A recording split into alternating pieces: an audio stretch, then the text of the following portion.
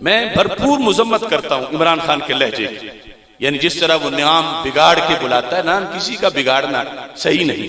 باقی جو ہے وہ اس نے وعدے کیے تھے قوم سے، میں یہ کروں گا، میں وہ کروں گا، وہ اپنے وعدے نبھائے، اپنے وعدے پورے کرنے میں وہ مکمل ناکام رہا ہے۔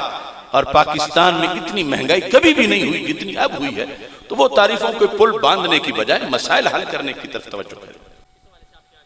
لانگ مارچ کر رہے ہیں ہم، جس وقت ناموس مصطفیٰ صلی اللہ علیہ وسلم کے لیے لانگ مارچ پہ نکلتے رہے ہیں، ان لوگوں کا ہمیشہ اعتراض ہوتا تھا کہ رستے بند ہونے سے مریضوں کو تکلیف ہوتی ہے، یہ ہوتا ہے، وہ ہوتا ہے۔ تو آج ہم ان سے پوچھنا اعتراض ہوتا تھا وہ چیزیں کدھر گئی؟ اب ان کے سامنے صرف کرسی ہے، ہم تو آیت الکرسی کے نظام کے لیے نکلتے رہے، ڈی چوک میں گئے، ہر جگہ گئے۔ بہرحال احتجاج تو ہر کسی کا حق ہے، مگر معنویت ہے کہ کس انداز میں کیا جائے۔ جو یہ بھاشن ٹی وی پہ بیٹھ کے اپنے جو دور حکومت تھے ان کے، زرداری کا تھا، پھر نواز شریف کا، یا جس کا ہمیں دیتے تھے، آج ہمارا بھی ان سے سوال ہے کہ کوئی تم بھی فکری طور پر قلم سے بیٹھ کر احتجاج کرنے کا طریقہ سیکھ لو۔ اور باقی آپ کے سامنے ہے کہ یہ ضمیروں کی فروخت کا ایک دھندا ہے، اور یہ گندے انڈے ہیں سیاست کے، کبھی ادھر جاتے ہیں، کبھی ادھر بیٹھتے ہیں، راتوں رات وہ نون سے قاف بن جاتی ہے، قاف سے پی ٹی آئی بن جاتی ہے، پھر پی ٹی آئی سے۔ یہ لوگ بدلیں گے تو پاکستان کے مسائل حل ہوں گے، ورنہ کبھی بھی مسائل حل نہیں ہو سکتے۔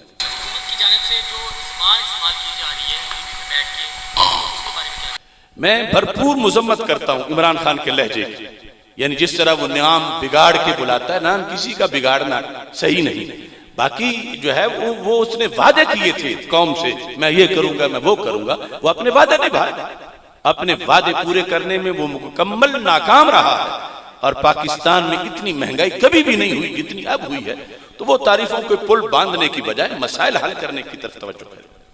3.5 سال ہو چکے ہیں، اس کو آپ کس نظر سے دیکھتے ہیں، اور آگے والا جو سیٹ اپ ہے اس کو کس نظریے سے آپ دیکھ رہے ہیں کہ جو موجودہ صورتحال ہے وہ کس طرف جا رہے ہیں؟ میں تو کہتا ہوں کہ یہ اصل سیاست، جس طرح میں نے اعلامیہ میں بیان کیا، سیاست کا معنی لوگ غلط سمجھتے ہیں۔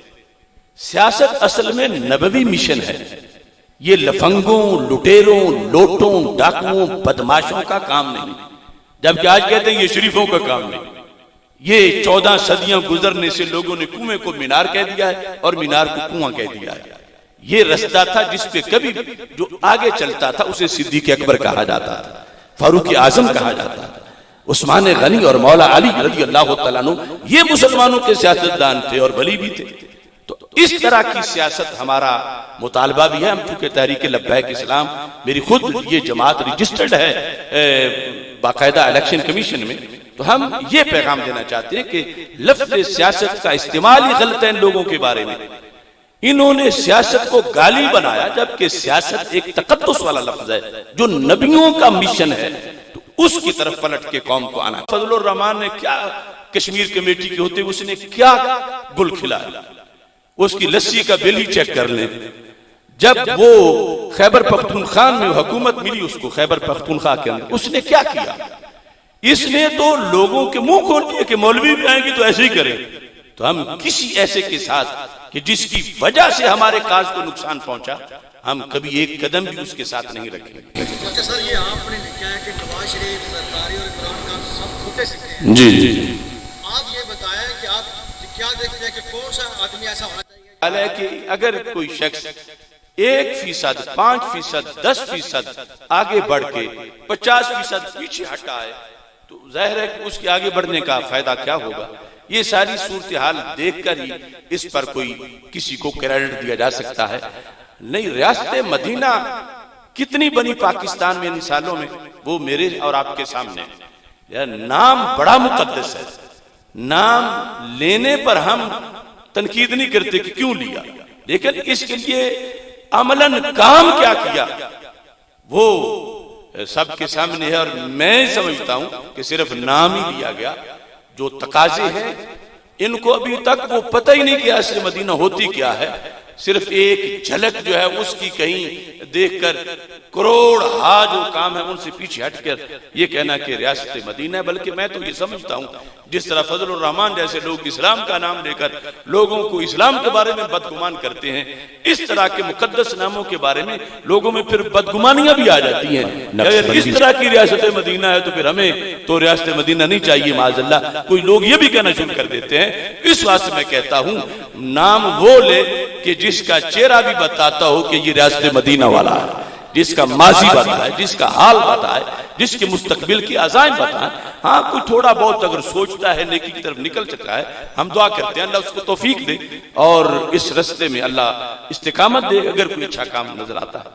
سر یہ OSI کا اجلاس ہونے جا رہا ہے، تمام اسلامی سربراہان ہیں اسلام آباد میں اکٹھے ہو رہے ہیں، جی آپ کیا دیکھتے ہیں کہ آنے والے وقت میں پاکستان کے اندر بہتری کی طرف اس اجلاس کو اثرات مرتب ہوں گے کہ یا پہلے والا جو سسٹم ہے وہ OIC کے بارے میں ہم ماضی میں بہت کچھ آرٹیکل بھی لکھتے رہے ہیں، آج بھی ہم نے اس کو کبھی مردہ گھوڑے قرار دیا کہ یہ سارے حکمران بیٹھتے ہیں کھاتے پیتے ہیں، کشمیر اسی طرح ہی مقروض رہتا ہے، خون بہتا ہے، فلسطین اسی طرح زخمی رہتا ہے اور اجلاس ہو جاتے ہیں۔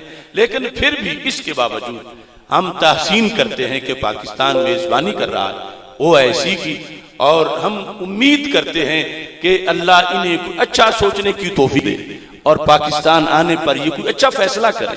ہم اس کی مخالفت نہیں کرتے، اور جن لوگوں نے دھمکیاں دی کہ ہم نہیں ہونے دیں گے اجلاس، ہم ان کی مذمت کرتے ہیں کہ پاکستان کے لیے ایک شرف ہے، اور ہماری دعا ہے کہ اللہ اس اجلاس میں پاکستان کو عزت دے اور کامیابی عطا فرمائے۔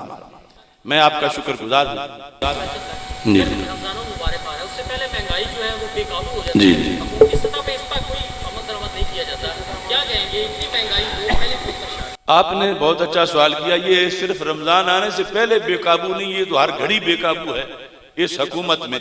یعنی کاد الفقر ان یکون کفرا، فقر قریب ہے کہ کفر بن جائے، یعنی جب بندے کو کھانے پینے کو کچھ نہ ملے تو کوئی ایسے لفظ نہ بول دے۔ کیا صورتحال ہے گھروں میں غریبوں کی، چولہے ٹھنڈے ہو چکے ہیں، بھوک نے ڈیرے لگائے ہوئے، اور یہ اپوزیشن اور یہ حکمران یہ کھاتے پیتے لوگ اپنی عیاشیاں کر رہے ہیں۔ اصل مسئلہ یہ ہے کہ عوام کو ریلیف ملے، تو اس حکومت کو چاہیے کہ ترجیحی بنیادوں پر، چلو آگے پیچھے نہیں تو خاص کر کے رمضان کے لیے ہی چیزیں سستی کر دیں تاکہ لوگ بہترین طریقے سے سحری کریں، افطاری کریں۔ میں آپ کا نہایت شکر گزار ہوں کہ آپ نے اپنا ٹائم دیا۔ اللہ تعالیٰ آپ سب کو جزائے خیر عطا فرمائے۔ وآخر دعوایا ان الحمد للہ رب العالمین۔